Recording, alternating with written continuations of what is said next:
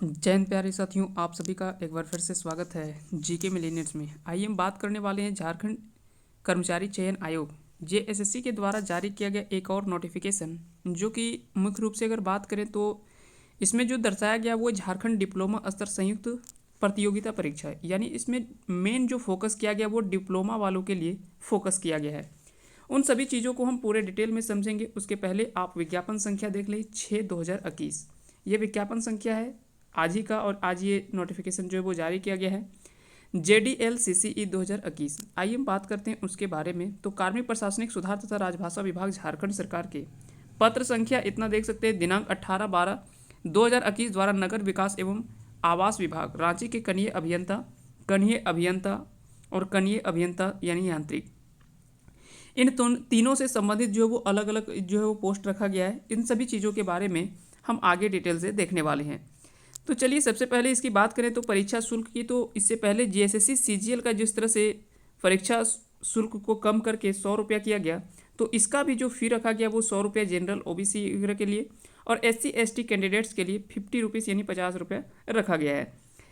अगर बात करें इसके बारे में तो आगे हम बात करेंगे कि कब से कब तक इसमें फॉर्म भरा जाएगा। रिक्तियों की संख्या हम थोड़ा देख लेते हैं। तो लगभग रिक्तियों की संख्या की अगर बात करें तो लगभग आपको 300 सीट जो है वो इसमें देखने को मिलेगा। हालांकि फिर भी अगर बात करें तो ये अच्छा खासा सीट है। सबसे पहले इसमें दिया गया कनीय अभियंता विद्युत, यानी ये जूनियर इंजीनियर का है। और इसमें भी इलेक्ट्रिक की अगर बात करें, इलेक्ट्रिक की बात करें तो इसमें जनरल के 19 सीट है। इस तरह से सारा सीट का विवरण दिया हुआ है। टोटल आप देख सकते हैं 46 इसमें सीटों को दर्शाया गया है।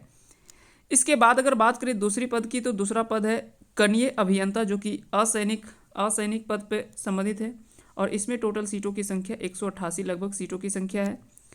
उसके बाद तीसरा जो पोस्ट है वो है कनीय अभियंता यांत्रिक की। इसमें भी आप सीटों की संख्या इस तरह से कुल देख सकते हैं।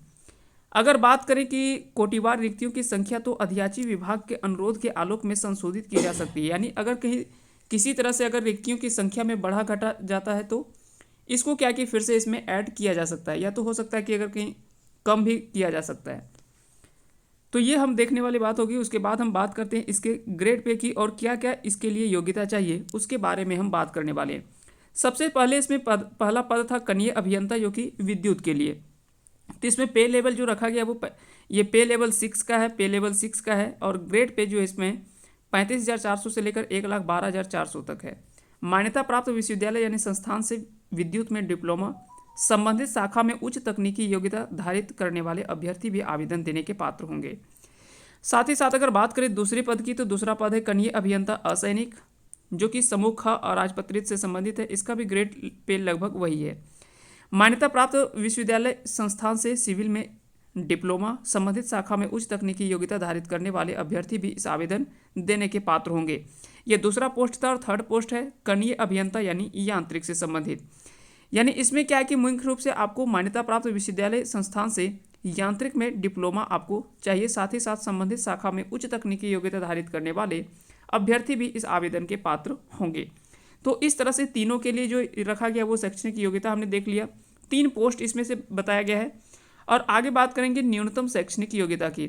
तो शैक्षणिक योग्यता के बारे में हम पहले बात कर चुके हैं, तो इसके बारे में हम बाद में बात करेंगे। उसके बाद है उपयुक्त अनिवार्य योग्यता। उपयुक्त अनिवार्य योग्यता के अतिरिक्त अगर बात करें, अभ्यर्थी को 10वीं कक्षा झारखंड राज्य में अवस्थित मान्यता प्राप्त शैक्षणिक संस्थान से उत्तीर्ण होना अनिवार्य होगा, तथा अभ्यर्थी को स्थानीय रीति रिवाज, भाषा एवं परिवेश का ज्ञान भी होना अनिवार्य है। परंतु यह जो वो झारखंड राज्य के आरक्षण नीति से आच्छादित अभ्यर्थियों के मामले में झारखंड राज्य में अवस्थित मान्यता प्राप्त शैक्षणिक संस्थानों से 10वीं के उत्तीर्ण होने संबंधी प्रावधान जो है वो शिथिल रहेगा। यानी यहाँ पे जो भी कह सकते हैं कि आरक्षण लेने वाले उम्मीदवार हैं उनके लिए यह जो वो कंडीशन अप्लाई नहीं होता है। तो ये आप ध्यान रखेंगे। इसके बाद अगर बात करें तो इसमें से कुछ लोगों को छूट की बात की गई है। साथ ही साथ यहाँ पे अधिकतम उम्र सीमा की गणना के बारे में बताया गया है। बात करें उम्र सीमा की, तो लगभग ये जेएसएससी सीजीएल का अगर आपने नोटिफिकेशन देखा है, जेएसएससी सीजीएल का अगर नोटिफिकेशन की बात करें तो लगभग ये नोटिफिकेशन उसी से संबंधित है। बहुत ज़्यादा चेंज आपको नहीं मिलेगा, उसी से संबंधित है। इसमें भी 18 वर्ष न्यूनतम उम्र सीमा रखी गई है, और 35 वर्ष जो वो अधिकतम उम्र सीमा रखा गया है। फिर 37 वर्ष यानी 2 वर्ष जो वो ओबीसी के लिए छूट दी गई है। वहीं अगर बात करें महिला के लिए, तो महिला के लिए 38 वर्ष रखा गया है, जबकि SC ST के लिए 40 वर्ष उम्र सीमा की रखा गया है। आगे अगर बात करें इसके एग्जाम सिलेबस के बारे में तो थोड़ा सा हम देख लेते हैं इसके सिलेबस, एग्जाम सिलेबस को कि कैसे इसका एग्जाम सिलेबस जो होगा उसके बारे में। तो बाकी का ये पूरा डिटेल से पीडीएफ आप डाउनलोड करके देख सकते हैं, इसमें कोई दिक्कत नहीं है। बाकी का इसमें हम बहुत ज़्यादा डिटेल में नहीं जाएंगे, इस तरह से ये सारा प्रोसेस इसमें दिया हुआ है। परीक्षा शुल्क वगैरह के बारे में हमने पहले बात कर लिया, 100 रुपये और 50 रुपये रखा गया है। बात करते हैं परीक्षा का स्वरूप का, यानी किस तरह से जो वो एग्जाम लिया जाएगा। तो आयोग द्वारा कंप्यूटर आधारित परीक्षा सीबीटी ली जाएगी, सीबीटी एग्जाम ली जाएगी। किसी विषय की परीक्षा यदि, हाँ इससे पहले हमने क्या बोला था कि जेएसएससी सीजीएल जो इसमें बोला गया कि ये जो होगा वो ओएमआर पर होगा, लेकिन बात करें अगर इसकी तो इसका एग्जाम जो होने वाला है वो सीबीटी होगा, यानी कंप्यूटर बेस्ड टेस्ट होने वाला है, यानी ऑनलाइन एग्जाम इसका होगा। साथ ही साथ इसमें जो भी दिया गया है नॉर्मलाइजेशन वगैरह सिस्टम का, तो वो हो सकता है कि किया जा सकता है। नॉर्मलाइजेशन का सूत्र जो भी स्वरूप है उसका, उसके आधार पर होगा। परीक्षा का स्वरूप एवं पाठ्यक्रम की बात करें तो परीक्षा एक चरण में, यानी मुख्य परीक्षा जो वो एक लिया जाएगा। परीक्षा में सभी प्रश्न वस्तुनिष्ठ और बहुविकल्पीय युक्त उत्तर होंगे। एक प्रश्न का पूर्ण अंक जो वो 3 अंक रखा गया, प्रत्येक सही उत्तर के लिए 3 अंक दिए जाएंगे, जबकि प्रत्येक गलत उत्तर के लिए 1 अंक जो है वो काटा जाएगा, यानी 1/3 जो इसमें रखा गया वो नेगेटिव रखा गया है। यानी अगर किसी सवाल को आप सही करते हैं तो उसके लिए 3 अंक आपको मिलेगा, और अगर कोई सवाल आप गलत करते हैं तो उसके लिए 1 अंक जो है वो आपके काट लिए जाएंगे। उसके बाद अगर बात करें प्रश्न पत्र जो है वो हिंदी और अंग्रेजी दोनों में ये रहेगा। आगे बात करते हैं इसके सिलेबस के बारे में। तो कुल पत्र इसमें 1 पेपर होने वाला है, केवल 1 पेपर इसमें एग्जाम होने वाला है। उसमें प्रश्नों की संख्या 120 होगी, जबकि इसकी अवधि की अगर बात करें तो 120 मिनट यानी 2 घंटे का समय आपको दिया जाएगा। इसमें से जो सवाल होगा वो सामान्य अभियांत्रिकी का 80 प्रश्न होगा, जबकि सामान्य ज्ञान का प्रश्न जो वो टोटल 40 होंगे। अगर बात करें इसके लिए तो यहाँ पे जो भी दिया हुआ अभियांत्रिकी कुल प्रश्न 120 और परीक्षा अवधि 2 घंटे की। इनमें से तीनों के बारे में आप देख सकते हैं। उसके बाद हम बात करते हैं इसके सिलेबस के बारे में। तो सबका सिलेबस यहाँ पे क्या है कि सारा डिफाइन किया गया कि civil engineering part A, structural engineering के लिए क्या होगा, electrical engineering part B, mechanical engineering part C, इस तरह से जो भी है इसमें सारा डिटेल इसमें जो है वो दिया हुआ है। बाकी का 40 क्वेश्चन जो वो जनरल नॉलेज का जो भी रखा गया है, इसमें सामान्य अध्ययन के प्रश्न होंगे, सामान्य अध्ययन के प्रश्न होंगे। फिर उसके बाद जनरल साइंस का, सामान्य विज्ञान का, जनरल साइंस का, सामान्य गणित का, मानसिक जांच क्षमता और कंप्यूटर के मूलभूत ज्ञान से संबंधित होंगे।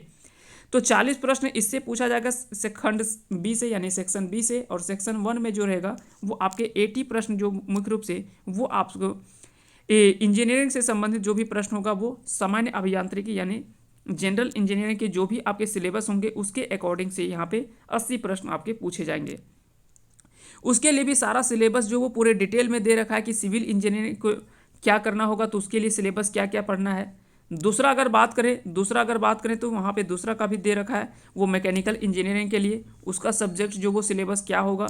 और थर्ड में भी दे रखा है, थर्ड में भी अगर बात करें इलेक्ट्रिकल के लिए तो उसके लिए भी यहाँ पे दे रखा है। तो इन तीनों के लिए जो वो पूरे डिटेल में सिलेबस दे रखा है। आप चाहे तो इसका पीडीएफ डाउनलोड करके आप आसानी से देख सकते हैं। तो इन सभी चीज़ों के बारे में आपको ध्यान रखना है। बाकी का आयोग द्वारा आयोजित मुख्य परीक्षा के उपरांत कंडिका 3 में अंकित पदों के लिए प्रश्न पत्र 1 एवं 2 के विषयों के प्राप्तांक के योगफल के आधार पर सामान्य मेधा सूची जारी किया जाएगा। यानी यहाँ पे कहने का अर्थ है प्रश्न पत्र 1 एवं 2 के विषयों के प्राप्तांक, यानी यहाँ पे जो सेक्शन 2 बटा हुआ है, सेक्शन 1 और सेक्शन 2, यानी इन दोनों सेक्शन में जो भी आपका मेधा सूची जो है वो तैयार किया जाएगा इसी के आधार पर, और उसी के आधार पर जो वो फाइनल मेरिट लिस्ट जारी किया जाएगा। उसके बाद अगर बात करें तो इसमें कुछ मिनिमम नंबर रखा गया कि कम से कम आपको इतना नंबर लाना है, तो उसके लिए यहाँ पे कुछ कंडीशन दिया हुआ है। तो इन सभी चीज़ों के बारे में आपको पता होगा पहले से। तो बाकी का इन सभी चीज़ों को आप ध्यान से पढ़ लेंगे एक बार अच्छे से नोटिफिकेशन को, उसके बाद इसमें आप अप्लाई कर सकते हैं। तो उम्मीद करते हैं कि आज का ये वीडियो आप सभी को पसंद आया होगा। अगर पसंद आया होगा तो इस वीडियो को लाइक करें, साथ ही साथ अगर चैनल पे नए हैं तो चैनल को सब्सक्राइब कर दें और बेल आइकन को प्रेस कर दें, ताकि इसी तरह का वीडियो जब हम अपलोड करेंगे उसका नोटिफिकेशन आपके पास चला जाएगा और आप आसानी से उसका लाभ उठा पाएंगे। तो आप सभी को बहुत बहुत धन्यवाद अंत तक बने रहने के लिए। जय हिंद, जय भारत।